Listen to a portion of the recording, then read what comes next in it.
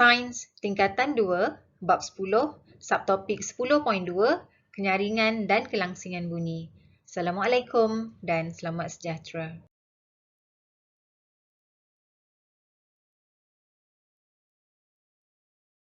Sarah sedang menghadiri satu konsert bersama kawan-kawannya. Mereka berseronok menikmati persembahan hebat oleh kugiran kegemaran mereka.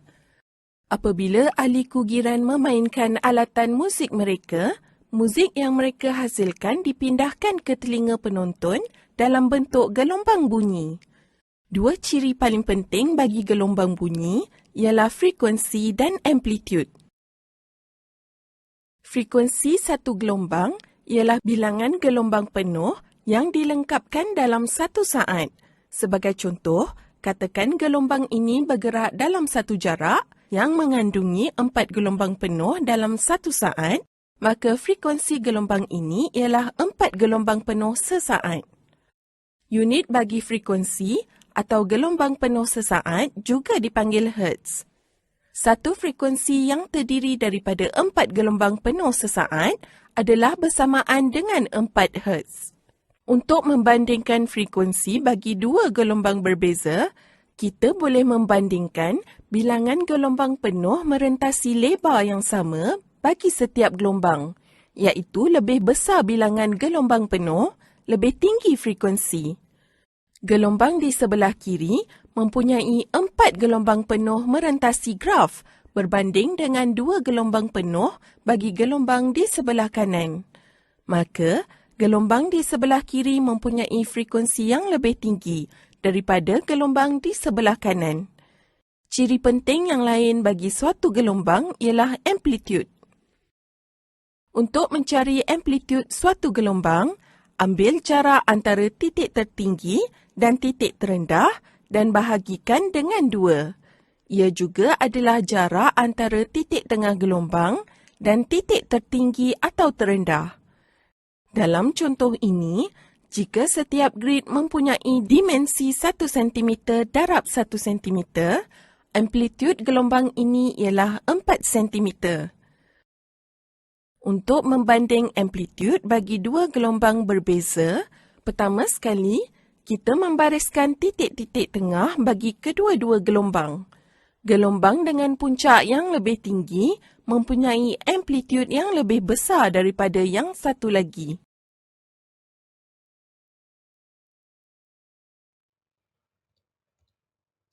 Murid-murid, berdasarkan video tadi kita dapati telinga kita mampu membezakan bunyi-bunyi yang didengar kerana bunyi mempunyai kekuatan dan kelangsingan yang berbeza.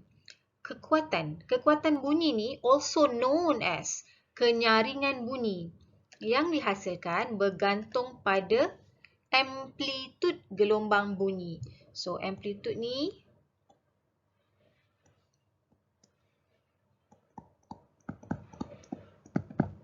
merupakan kekuatan atau kenyaringan bunyi. Kelangsingan bunyi pula bergantung pada frekuensi.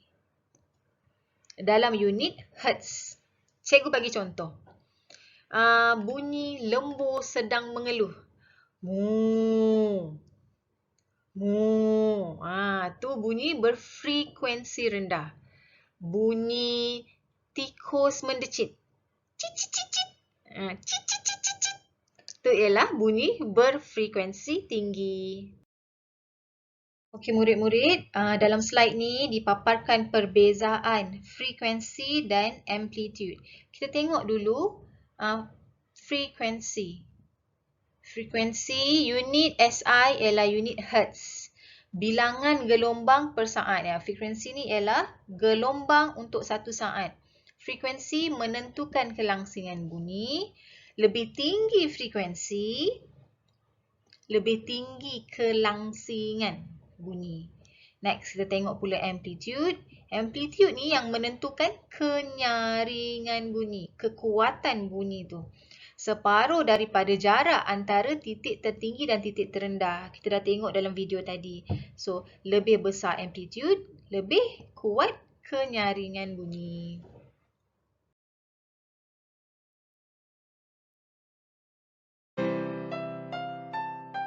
Sarah berlatih bermain pianonya sepanjang hari. Terdapat satu persembahan penting tidak lama lagi dan dia ingin bersiap sedia. Semasa bermain piano, mata-mata piano di sebelah kanan menghasilkan nada dengan kelangsingan yang lebih tinggi daripada nada yang dihasilkan oleh mata-mata di sebelah kiri. Kelangsingan bunyi atau nada bergantung kepada frekuensi gelombang bunyi yang dihasilkan oleh sumber. Apabila frekuensi gelombang bunyi bertambah, kelangsingan bunyi menjadi lebih tinggi.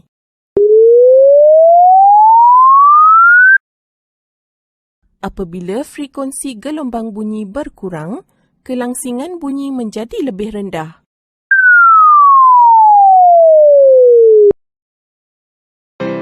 Semasa Sarah sedang berlatih, ibu memberitahunya supaya jangan main terlalu kuat kerana adik perempuannya sedang tidur. Jadi dia memulakannya secara perlahan dengan menekan mata-mata piano dengan daya yang kurang. Kenyaringan suatu bunyi bergantung kepada amplitud gelombang bunyi yang dihasilkan oleh bunyi. Apabila amplitud gelombang bunyi bertambah, bunyi menjadi lebih kuat.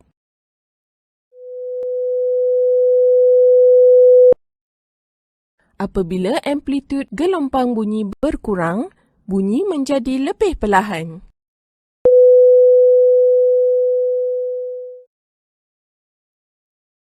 Okey, secara kesimpulannya kita boleh melihat perbezaan kelangsingan dan kenyaringan.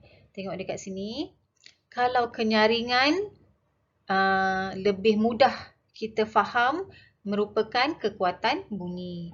Kelangsingan nada bunyi tu tinggi ke rendah. Next. Kalau kenyaringan bergantung kepada amplitude dan kelangsingan bergantung kepada frekuensi. Kenyaringan diukur dalam unit hertz, kelangsingan diukur dalam unit decibel. Okey, now kita tengok contoh soalan yang berkaitan dengan frekuensi kelangsingan. Kita baca sekejap soalan ni. Merujuk bentuk gelombang asal pada skrin OSK. Ni gelombang asal. Okay, original waveform. Nyatakan frekuensi dan kelangsingan bunyi apabila bentuk gelombang itu diubah. Okey, ini adalah gelombang asal. Then, bila ini gelombang diubah kepada ni dan juga gelombang diubah kepada ni. Then, jom kita tengok. Kita tengok gambar yang A. Ni gambar B. Frekuensi untuk gelombang di A. Kita kena compare dengan gelombang yang asal. Frekuensi ialah dalam satu saat, kita nampak satu gelombang. So, frekuensi ini adalah rendah. Compare tu frekuensi gelombang di B. Lebih tinggi. Kita tengok. Ini frekuensi dia. Dalam satu saat lebih tinggi amountnya berbanding dalam gelombang A, frekuensi dia sikit sahaja, rendah sahaja. Okey. Itu menunjukkan kelangsingan rendah, manakala di B kelangsingan tinggi. Semakin tinggi frekuensi means semakin tinggi kelangsingan bunyi. Now, kita tengok contoh soalan berkaitan amplitude. Okey, kenyaringan. Jom kita baca dulu soalan. Merujuk bentuk gelombang asal pada skrin OSK. Again, ini adalah gelombang asal yang dipaparkan pada skrin OSK. Nyatakan amplitude dan kenyaringan bunyi apabila bentuk gelombang itu diubah kepada A atau kepada B. Okey, contohnya ini adalah gelombang A, ini adalah gelombang B. So, jom kita tengok amplitude. Amplitude tu ni jarak antara titik tengah dan titik yang tertinggi. So, ini amplitude. So, amplitude di gelombang A lebih rendah berbanding B, lebih tinggi. Kita tengok ni, amplitude dia lebih rendah compare to this one lebih tinggi, higher gelombangnya. So, means loudness, kenyaringannya pun rendah. B pula kenyaringan tinggi. Semakin tinggi amplitude, semakin tinggi kenyaringan bunyi, the loudness bunyi itu. Okay, next kita tengok contoh soalan seterusnya yang menggabungkan kelangsingan dan kenyaringan. Okay, contoh soalan ni kamu boleh tengok dalam slide. Dinyatakan kenyaringan dan kelangsingan bunyi yang dihasilkan oleh alatan muzik yang dipaparkan berdasarkan bentuk gelombang yang diberi. Ini alatan muziknya dan ini bentuk gelombang untuk setiap alatan muzik tersebut. Dan kita kena nyatakan dia punya kekuatan dan kelangsingan bunyi. Jadi macam mana kita kena perhatikan frekuensi dan amplitude. Okay, first kita perhatikan amplitude. Okay, frekuensi. Amplitude ni means menggambarkan kenyaringan, frekuensi melambangkan kelangsingan. Okay, amplitude kita tengok dekat sini antara titik tengah dengan titik yang tertinggi ni. Okay, tengok agak tinggi samalah dengan ini. So, amplitude agak tinggi. Amplitude tinggi. So, ketiga-tiga alatan muzik ini menghasilkan bunyi yang nyaring lah. Kenyaringan yang tinggi. So, kita terus tulis bunyi mempunyai kenyaringan tinggi. Yang ini pun sama. Bunyi